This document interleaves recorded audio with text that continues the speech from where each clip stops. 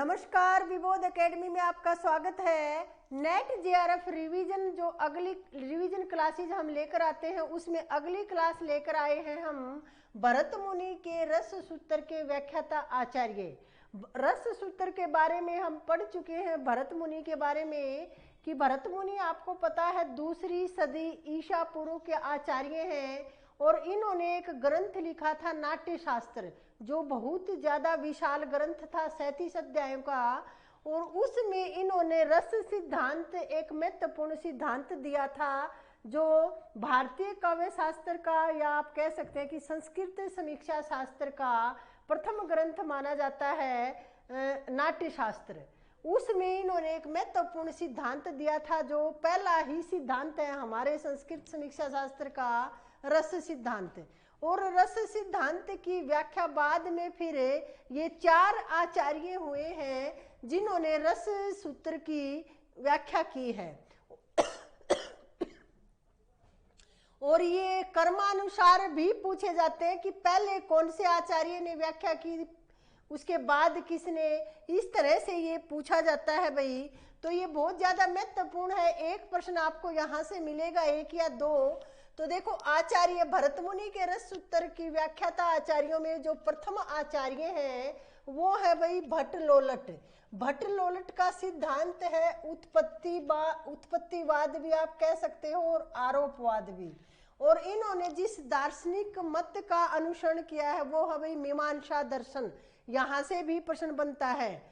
तो या भट्ट लोलट ने उत्पत्तिवाद या आरोपवाद सिद्धांत दिया है रस सूत्र की व्याख्या करते हुए, और इनका जो दार्शनिक मत है वो है भाई मीमांसा दर्शन। इसी तरह से फिर है भाई आचार्य शंकुक। आचार्य शंकुक ने अनुमितिवाद का सिद्धांत दिया है और ये न्याय दर्शन से प्रभावित थे। तो कई बार प्रश्न ऐसे पूछा जाता है अनुमितिवाद कौन से दर्शन से प्रभावित था, और फिर आपको 4 विकल्प दिए जाएंगे, मीमांसा दर्शन, न्याय दर्शन, सांख्य दर्शन या शैव दर्शन। फिर आपको एक चुनना होता है। यदि आपने याद ही नहीं किया तो आप कैसे बताओगे। तो यानी कि अनुमितिवाद में क्या है भाई, न्याय दर्शन से प्रभावित था ये। अब देखो, इन्होंने क्या है कि चित्र तुरुंग न्याय की व्याख्या रस सिद्धांत में किसने दी है, ये भी एक महत्वपूर्ण प्रश्न बनता है अपने आप में। चित्र तुरुंग वाली कि तुरुंग मीन होता है घोड़ा, कि घोड़े के चित्र से इन्होंने रस सूत्र की व्याख्या की है, वो कौन से आचार्य हैं, तो वो भी शंकुक ही माने जाते हैं भाई। अब इसके बाद है भाई भट्ट नायक। भट्ट नायक ने दिया है भाई भुक्तिवाद या भोगवाद का इनका सिद्धांत है, और उस ये सांख्य दर्शन से प्रभावित थे। अब देखो, थोड़ा थोड़ा याद करने का तरीका भी बताएंगे आपको अगला। अब देखो, भट्ट नायक का क्या है भाई, भुक्तिवाद और भोगवाद इनका सिद्धांत सांख्य दर्शन से प्रभावित थे। और आपको सबको पता है कि सबसे पहले साधारणीकरण की व्याख्या किसने की थी भाई, भट्ट नायक ने की थी। साधारणीकरण किसकी देन है, भट्ट नायक की, वो भी हम करेंगे अगली क्लास में। और अभिनव गुप्त आए भी, अभिनव गुप्त के बारे में तो देखो हमने पढ़ा था, इन्होंने तो नाट्य शास्त्र की टीका भी लिखी है अभिनव भारती नाम से। देखो भाई, रस सिद्धांत हम करवा चुके हैं, आप पीछे जाके देखना, वहां पे सब डिटेल आपको इनकी मिलेगी। अब ये सिर्फ रिवीजन क्लास है, तो इसके लिए अभिनव गुप्त ने अभिनव भारती टीका लिखी है नाट्य शास्त्र की, और इन्होंने रस सूत्र की व्याख्या करते हुए अभिव्यक्तिवाद अपना सिद्धांत दिया, और ये शैव दर्शन से प्रभावित थे, या इसी को प्रत्यभिज्ञ शैव दर्शन भी बोलते हैं। अब देखो भाई, कुछ जो रस निष्पत्ति में इसमें रस सूत्र में संयोग और निष्पत्ति 2 शब्दों की व्याख्या मिलती है। ये भी अपने आप में एक प्रश्न है कि रस सूत्र में किन 2 शब्दों की व्याख्या की जाती है। तो एक तो है भाई संयोग और एक है निष्पत्ति।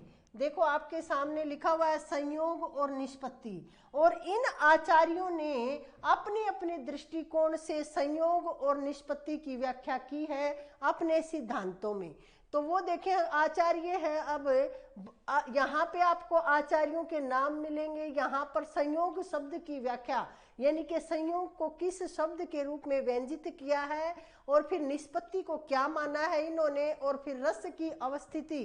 अब रस की अवस्थिति क्या होती है, पहले एक बार आप सुनो थोड़ा सा फिर समझ बनेगी आपकी।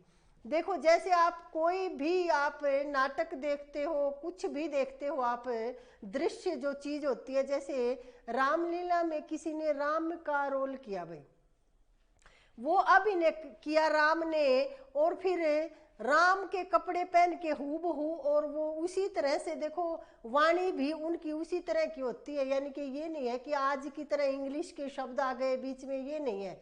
उसी तरह से वो ये लगाओ कि अनुकर्ता या जो अभिनय करता होता है, या आप उसको बोलते हो जैसे कोई भी, जैसे नाटक का जो भी अनुकार्य अनुकर्ता बोलते हैं ना, हमारे यहाँ अपने हिंदी में अनुकर्ता शब्द का प्रयोग करते हैं अभिनय करने वाले व्यक्ति के लिए। तो वो राम की वेशभूषा पहन के उसी रूप में स्टेज पर हम हमारे सामने आता है, और एक क्षण के लिए हम उसको राम मान भी लेते हैं और बहुत एकाग्रचित होकर उनके शब्दों को सुनते हैं। और इस तरह से देखो फिर वो रस की अवस्थिति किसमें होती है, यानी कि हमें रस की प्राप्ति होती है। तो वो सब कैसे माना है, देखो भट्ट लोलट ने क्या कहा भाई, कि संयोग शब्द का अर्थ इन्होंने माना है उत्पाद्य या उत्पादक, और इन्होंने निष्पत्ति के लिए उत्पत्ति शब्द को माना है, और अनुकार्य में रस की अवस्थिति को बताया।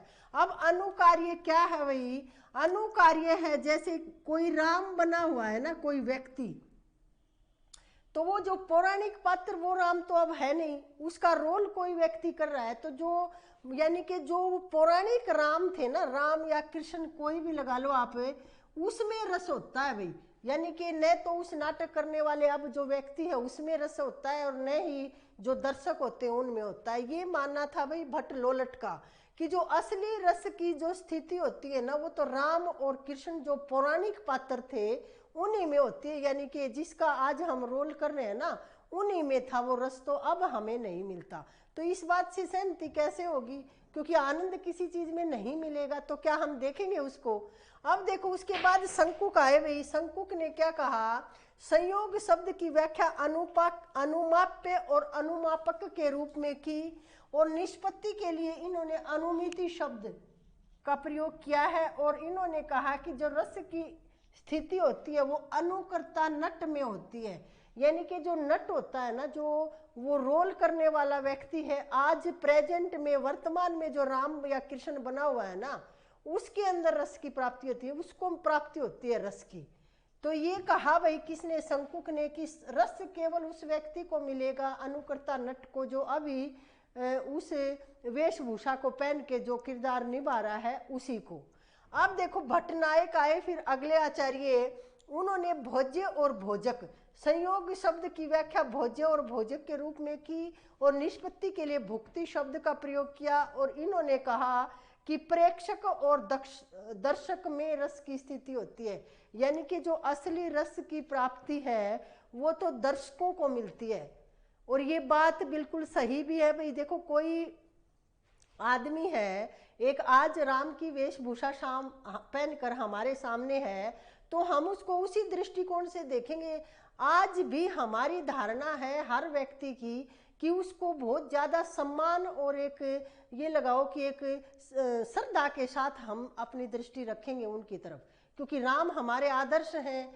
तो ये क्या है कि असली जो रस किसको मिलता है, वे दर्शक को या प्रेक्षक को मिलता है। और फिर आगे जो अंतिम है वही अभिनव गुप्त, उन्होंने कहा है संयोग शब्द की व्याख्या व्यंग्य या व्यंजक रूप में, और निष्पत्ति के लिए अभिव्यक्ति शब्द का प्रयोग किया है। और इन्होंने सामाजिक या सहृदय में रस की अवस्थिति को माना है। वही बात अभी दर्शक सहृदय सामाजिक एक ही बात है। और ये हम ध्वनि सिद्धांत में आपको बता भी चुके हैं, नहीं पता तो आप फिर से सुन लो कि सहृदय की अवधारणा सबसे पहले किसने दी। ये प्रश्न भी पूछा जाता है, ये है भी आनंदवर्धन ने दिया था सबसे पहले सहृदय की अवधारणा को। अब ये हमने किए भाई कुछ महत्वपूर्ण बिंदु आपके परीक्षा उपयोगी, और नेट जेआरएफ की रिवीजन क्लासेस चल रही हैं। तो साधारणीकरण आप सबको पता है कि वो साधारणीकरण अलग से करेंगे हम। किसी ने माना है भाई साधारणीकरण कहाँ कवि की अनुभूति में होता है, कोई कुछ कहता है, कोई कुछ, वो अलग से एक क्लास लेकर आएंगे। और साधारणीकरण क्या होता है, विसाधारणीकरण का अर्थ देखो, सूक्ष्म रूप में हम आपको बताना चाहेंगे कि साधारणीकरण का अर्थ है कि आप किसी भी, जैसे कोई नाटक चल रहा है, कोई किताब पढ़ रहे हो, कुछ भी कर रहे हो, या ये लगाओ आप जैसे ये क्लास, ये वीडियो आप देख रहे हो और आप एकदम से तादात्म्य हो जाता है आपका, आप इतने लीन हो जाते हो और खो जाते हो आसपास आपके क्या हो रहा है, आपको कुछ नहीं पता, सिर्फ फोकस है आपका यहाँ पर है, तो वो क्या है, साधारणीकरण हो गया। जो मैं आपको बताना चाह रही थी वो आप समझ रहे हो और आपको उसमें रस आ रहा है और आप बिल्कुल स्थिर होकर सुन रहे हो, तो वो लगाओ कि जो स्थिर और एक स्तंभ बिल्कुल सुन्न हो गए, आसपास क्या चल रहा है हमें नहीं पता, वो तभी साधारणीकरण। उसके बारे में हम अगली क्लास में करेंगे। आज के लिए इतना ही, धन्यवाद।